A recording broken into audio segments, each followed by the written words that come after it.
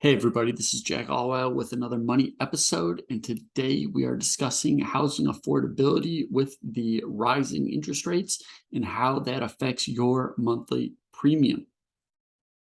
Now, before we get super deep in the weeds with some of these amortization tables, I would greatly appreciate it if you would like and subscribe to this channel, as I hope I am providing you some value. So here we have a basic amortization table. This is showing how the balance of your loan or mortgage is running off over time. And you can see with this setup, this is set up for a $200,000 home with a $20,000 down payment, so putting down 10%. Now, this does not take into consideration any property mortgage insurance or taxes, insurance that you would pay on top of the normal principal and interest. This is exclusively principal and interest for your mortgage payment. You can see here that we have principal being less than the interest amount with these first payments. And it's really for over 5 years, each one of your payments is going more towards interest than principal.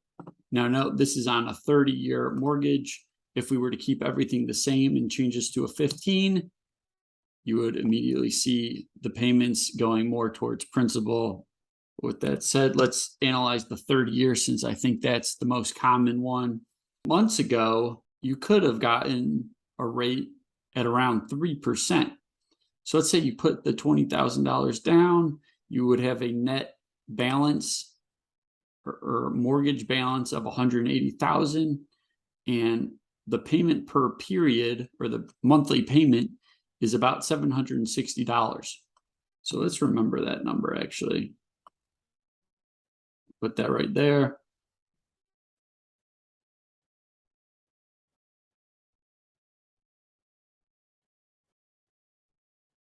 If you guys want me to do more Excel videos, let me know in the comments.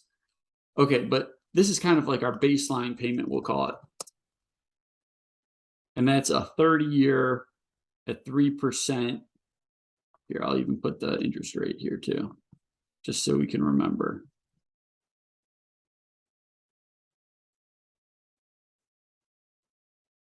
So now that rates are up to like 6%, why don't we ask ourselves, what would the price of the home have to be if we were to put 10% down still? What would that price have to be?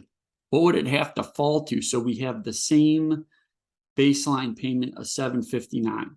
So if this jumps to 6%, and let's keep this at a 10% down payment. So we're going to go, so our down payment is 10%. So this is what we call a goal seek. So we are going to goal seek on this payment here, and that's Alt TG. And we want to change that to 759. And we want to see what the amount of the home would have to go down. So it would have to go down to about $140,000, still putting that 10% down, to get back to the $759 baseline payment that we originally had at 3%. I mean, that is a huge decrease. That is $60,000 on 200. That is a 30% drop. And I think, as a rule of thumb, let's make sure. So we're at 3%. So for every percent you go up, so let's go to 4%, to have that same $759 payment at 4%,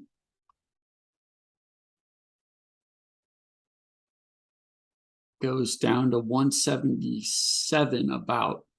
So roughly, for every 1% increase, or 100 basis points, they say, increase in the interest rate, it would roughly, you would need to roughly lower the purchase price by about 10% to get the same baseline payment. So that's pretty interesting to think about. And also, like where I am in Charlotte, I mean, my home has gone down about 10% so far since the peak, or at least according to Zillow. And so that means there's probably, I'm almost wondering, why aren't prices going down more? Is it really that there are so many people moving to Charlotte? I mean, that could be possible. I don't know the specific details. So I'd be curious on the net migration into Charlotte. I mean, it's definitely positive, but I just don't know how much. If you found this at all useful, please like and subscribe. This is my preferred amortization schedule. And I might be a little biased because I actually made this one. I like it because you have dynamic updates of these graphs. So if you want that, I'll put a link to that in the description. With that, I will see you next time. Let me know if you have any questions. I can definitely make another video around mortgages, amortization schedules, any of that good stuff. So take care.